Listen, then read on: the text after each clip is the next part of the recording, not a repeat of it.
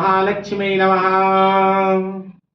मित्रों, सर्वप्रथम मैं आप सबको 5 दिवसीय दीपावली पर्व की शुभकामनाएं देता हूँ। हृदय से हमारी शुभकामनाएं हैं आपके लिए। आप नियमित रूप से हमें सपोर्ट करते रहते हैं, यूट्यूब में भी हमारे वीडियो देखते हैं और फेसबुक के माध्यम से भी आप सबका प्यार और सम्मान हमको प्राप्त होता है। इसके लिए बहुत बहुत हम आपका साधुवाद करते हैं। आप सबका जीवन मंगलमय हो, आप सबके घर में धन धान्य की पूर्णता बनी रहे, परमपिता परमात्मा परिवार को स्वस्थ रखें। स्वास्थ्य भी धन है और बच्चे संस्कारित हों, इसके लिए हमको प्रयास करना है और परमपिता परमात्मा से प्रार्थना भी करनी है। यह 5 दिवसीय दीपावली का पर्व सबके लिए बहुत कल्याणकारी पर्व आता है, जिसमें प्रथम दिवस हम भगवान धन्वंतरी जी की पूजा करते हैं। वे आयुर्वेद के ज्ञाता हैं, उत्पादक हैं, उत्पन्न करता हैं और भगवान धन्वंतरी समुद्र मंथन में अमृत कलश लेकर के समुद्र से निकले थे। उनके ही याद में, उनकी ही जयंती के रूप में, जन्मोत्सव के रूप में हम भगवान धन्वंतरी का जन्मदिन मनाते हैं और उनके निमित्त यज्ञ आदि का विधान करते हैं।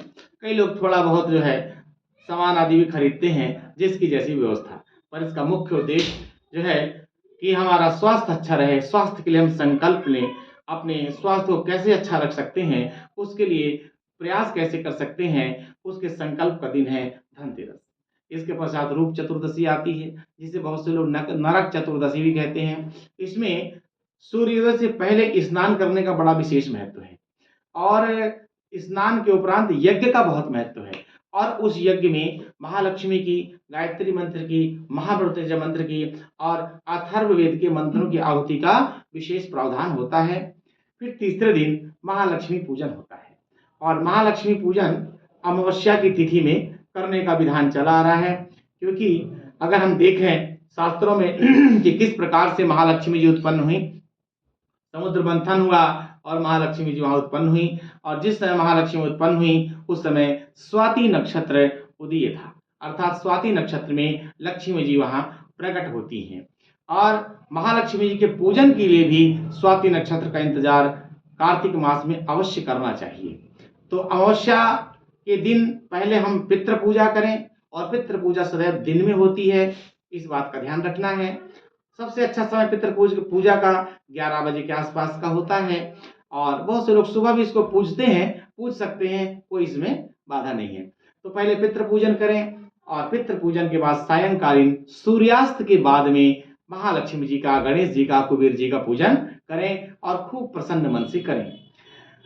कई लोग हमसे पूछ रहे हैं इस बार कि आचार्य जी आप किस समय पूजन करेंगे, तो मैं अपनी व्यक्तिगत बात आपको बता दूं, मैं स्वाति नक्षत्र में ही सदैव पूजन करता आया हूं महालक्ष्मी का।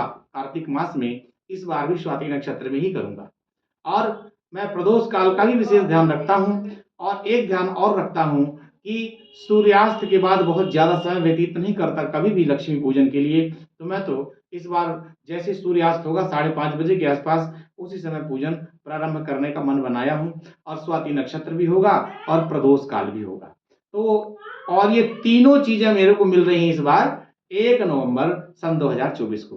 तो हम तो 1 नवंबर को दीपावली का पूजन विधि विधान से करेंगे। पहले दिन में अपना पितृ पूजा करेंगे और शाम को महालक्ष्मी जी की पूजा स्वाति नक्षत्र में संपन्न करेंगे। आप लोग भी प्रसन्न मन से दीपावली के पर्व को मनाइए। यह दीपोत्सव का पर्व सबके जीवन में उन्नति रूपी प्रकाश को लेकर के आता है और खूब उन्नति हम करें, आप खूब उन्नति करें, ऐसा भाव मन में लेकर के पूजन हम सबको करना है। इसके पश्चात गोवर्धन पूजा, गोवर्धन जिनके यहाँ बनाए जाते हैं वो तो ठीक है, पूजन करें, आरती करें और भगवान को अपने यहाँ तो कढ़ी चावल का भोग लगता है, बहुत अच्छी बात है। लेकिन जिनके यहाँ गोवर्धन नहीं बनती वे क्या करें, उन्हें भी श्रद्धा पूर्वक भगवान श्री कृष्ण जी का स्मरण ध्यान करना है, पूजन करना है। क्यों? यह हमारी प्रकृति को शुद्ध करने का पर्व है, हमारे प्रकृति को खूब पवित्र करने का पर्व है और कृषि प्रधान देश होने के नाते गौधन के सम्मान का पर्व है, गौधन के संरक्षण का, संवर्धन का पर्व है। तो गोवर्धन पर्व को भी खूब अच्छे से मनाएं, इसे गांव में हम गोधन कहते हैं। और फिर 5वां दिन आता है भाई दूज। भाई दूज भी भाई बहन के पवित्र रिश्ते को बताने वाला त्योहार है कि भाई अपने बहन को गोला देकर के पूजती है, अपने भाई है का बहुत सम्मान करती है। क्यों? क्योंकि भाई बहन का पवित्र रिश्ता दोनों परिवारों के रिश्ते को जोड़ करके रखता है। तो ये बहुत पवित्र पर्व है भाई दूज का, इसे भी खूब अच्छे से मनाए। पूरा दिन यह पर्व मनाया जा सकता है, किसी प्रकार से कोई बाधा मन में बिल्कुल भी नहीं ना लाए, ना कोई व्यवधान अनुभव करें, ना ही किसी प्रकार से मन में कोई शंका लाए। खूब अच्छे से ये 5 दिन का त्योहार आप सबको मनाना है, प्रसन्न मन से मनाना है। महालक्ष्मी जी की जब आप पूजा करेंगे उस समय आपको कनक धारा का पाठ अवश्य कर लेना है और अष्टलक्ष्मी स्तोत्र का पाठ अवश्य कर लेना है। इस बार स्वाति नक्षत्र और प्रदोष काल का जो संयोग 5:30 बजे शाम को 1 तारीख में होगा और वह 6:18 तक रहेगा, वह विशेष पर्व आपके उन्नति के लिए बहुत महत्वपूर्ण है। इसलिए इस समय आप अष्टलक्ष्मी स्तोत्र कनक धारा स्तोत्र का पाठ अवश्य कर लीजिएगा और यम का दिया अवश्य आप जो है जलाइएगा अपने घर के मुख्य द्वार पर, और वो सरसों के तेल से जलाना और रात्रि भर पूरा वह जलता रहे तो बहुत उत्तम है। और आप सब प्रसन्न मन से दीपावली मनाएं, हमारी खूब खूब शुभकामनाएं हैं और आप सबके लिए हम प्रार्थना करते हैं कि महालक्ष्मी कृपा आपकी ओर बनी रहे। ओम महालक्ष्मी नमः।